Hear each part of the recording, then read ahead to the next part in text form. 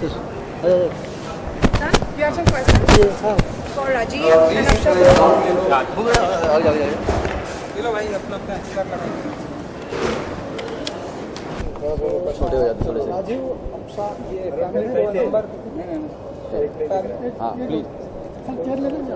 हाँ क्या वो छोटा इधर ओके तो राजीव अप्सा फैमिली को नंबर 1 बनाने की जिम्मेदारी दी गई है आप लोग जी।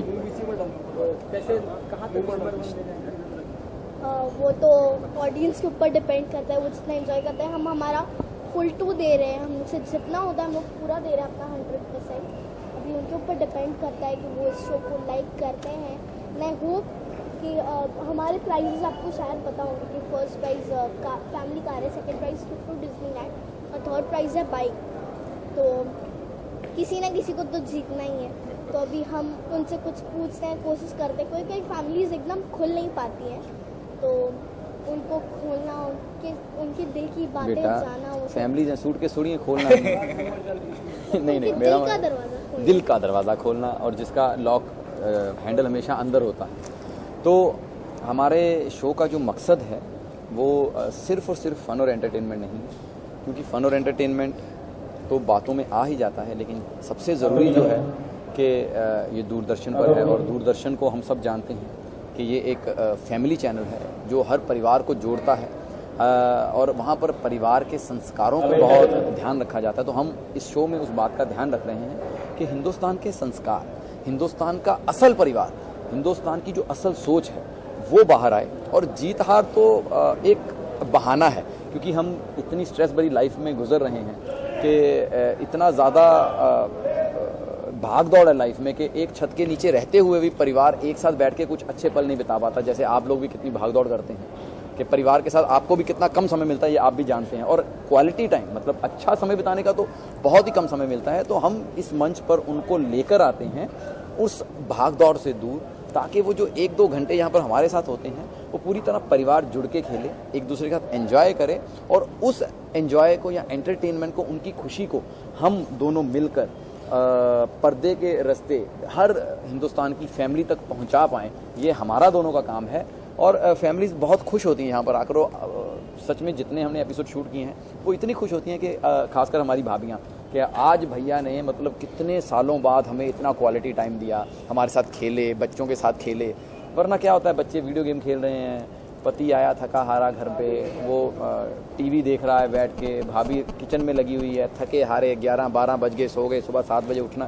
तो बहुत खुश होते हैं और यही हमारे शो का मकसद है मेन। और हार जीत गेम्स तो बस एक बहाना है। मेन बात है कि एक फैमिली को साथ खिलाना, उनका जो इंटेंशन होता है कि नहीं हमें हम लोग एक दूसरे के साथ टाइम बिताना चाहते हैं, हम लोग को एक दूसरे के साथ एंजॉय करना है। वो गेम्स तो सिर्फ उनको खिलाने के लिए, और बट उनकी जो गेम दिल की से पता चलता है और सच में पता चलता है कि स्ट्रेस में वो एक दूसरे को बता नहीं पाते।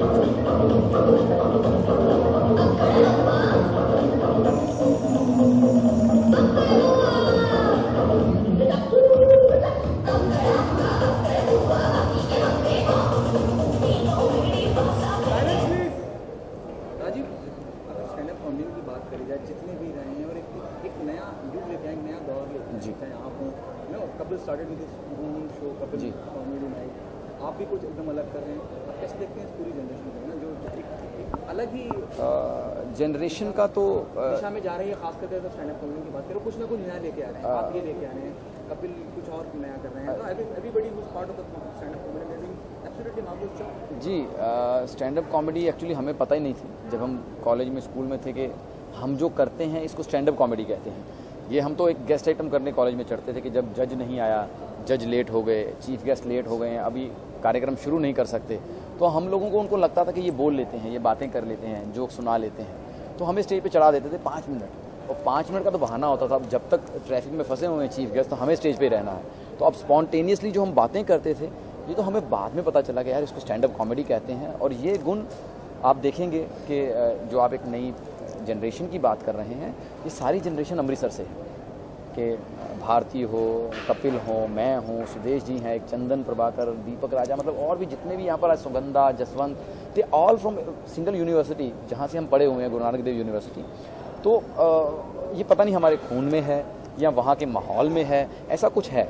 लेकिन यहाँ पर जब हम पहुँचे तो जैसे कपिल अपना शो कर रहा है, मुझे ये शो करने का मौका दिया है दूरदर्शन पेप्सोडेंट और सारेगामा पादा निसा गजी जी का जो प्रोडक्शन हाउस है, उन्होंने पता नहीं क्या चुन के मुझे मौका दिया। शायद उनको यही पसंद था कि फैमिलीज़ आएंगी, हो सकता है कुछ बहुत मनोरंजक फैमिली हो, कोई डल फैमिली हो सकती है, लेकिन हम में शायद वो एक एबिलिटी है कि हम हंसते खेलते हुए उनसे वो बातें निकलवा लेते हैं, वो खूबसूरत पल निकाल लेते हैं उनकी ज़िंदगी के, जो हम चाहते हैं इस शो के माध्यम से कि हर फैमिली तक पहुंचे, चाहे वो मैसेज हो, चाहे इंस्पिरेशन हो, चाहे वो खुशी के पल हो। क्योंकि हम एक दूसरे की खुशी देखकर भी खुश होते हैं ना, अरे यार ये क्या करता था, और कभी कभी दुख देख करके अरे ये बंदा 2000 कमाता था आज 2 लाख कमा रहा है, तो उसको देख के हम इंस्पायर्ड होते हैं। हमारी भाभी हैं जो घर में चुप रहती हैं, आप देखेंगे यहाँ पर चुप होती हैं, अचानक गेम में वो खेल जाती हैं। तो ये सब पहुँचाना वही है कि एक स्टैंड अप कॉमेडियन का थोड़ा सा वो ह्यूमर रहता है, वो थोड़ा सा विटीनेस रहती है, जिसकी वजह से एक शो लाइव बना रहता है। तो हम लोग कोशिश कर रहे हैं, जो आपने बात पूछी है कि स्टैंड अप कॉमेडियंस की ये जो नई पीढ़ी आई है ये कुछ नया करने की कोशिश कर रही। और क्या होता है कि एक चीज़ से आप लोग बोर हो जाते हैं। अगर हम अकेले कोट पैंट पहनकर कॉमेडी करते थे, फिर एक नया शो आया जिसमें हम गैग करने शुरू हुए। अभी कपिल ने एक नई चीज़ संभाली है, वो कर रहा है, मैंने एक नई ये जॉब संभाली है। तो हम सिर्फ हंसी को एक हंसी के माध्यम तक नहीं रखना चाहते, हम उसके माध्यम से घरों तक पहुंचना चाहते हैं विद मैसेज, ताकि वो हंसते खेलते हुए एक मैसेज भी रिसीव करें। मुझे अभी तक पता नहीं चला स्टैंड अप कॉमेडी का मतलब क्या होता है। मेरे को लगता है खड़े होकर कॉमेडी करना is called stand up comedy. हाँ बेटा, बेसिकली तो खड़े होकर करना पड़ता है, क्योंकि लेट के करोगे तो कई बार जोक बैठ जाते हैं, और जब जोक बैठ जाते हैं तो फिर हम भी नहीं उसे खड़ा कर सकते, चाहे स्टैंड अप कॉमेडियन जितना मर्जी दमदार हो। और ये जो फैमिलीज होती हैं, इनमें से बहुत सारे लोगों की लव मैरिज हुई है, और कई लोगों की मतलब लव मैरिज एकदम दुखी तरह से हुई है। कोई लोगों ने एकदम मना के किया है, किसी लोगों की कोर्ट मैरिज हुई है। एक बार हम लोग कुछ दिन पहले एक एपिसोड हुआ था, उसमें एक फैमिली ने 4 बार मैरिज की है, 4 या 5 बार 4 बार की थी। लेकिन वो उनका अपना एक रवैया था कि पहले शादी कर ली, फिर अपने मम्मी पापा को मनाना था, उसके मम्मी पापा माने तो कहते हमारे रिवाज से शादी करो, उनके रिवाज से शादी की। बाद लड़के के पिता बोले अच्छा आप उधर शादी करके आगे, हमारे रिश्तेदार क्या बोलेंगे, उनके लिए शादी की। फिर मैंने सोचा, मैंने कहा यार माँ बाप उधर सबके लिए शादी की, फिर जिस मोहल्ले में रहने जाओगे वो मोहल्ले वाले भी कहेंगे हमें क्या पता आप शादीशुदा हो, उनको भी शादी करके दिखाओ। तो बेसिकली हम 7 फेरे लेते हैं, उन्होंने 28 फेरे लिए थे। तो मैंने कहा भाई क्या बात है, जो वचन हमें 7 फेरों में समझ आ गए थे, आपको वो वचन समझने में 28 फेरे लग गए। तो ऐसा ह्यूमर भी निकलता है। लेकिन ये बात उसमें मेन थी कि उन्होंने परिवार के हर सदस्य को खुश किया, नाराज नहीं किया। तो हमारा मकसद वही था। एक ह्यूमर अलग है, लेकिन आप सोचिए कि हर परिवार को खुश करके उन्होंने 4 बार शादी की और पूरे परिवार को खुश रखा।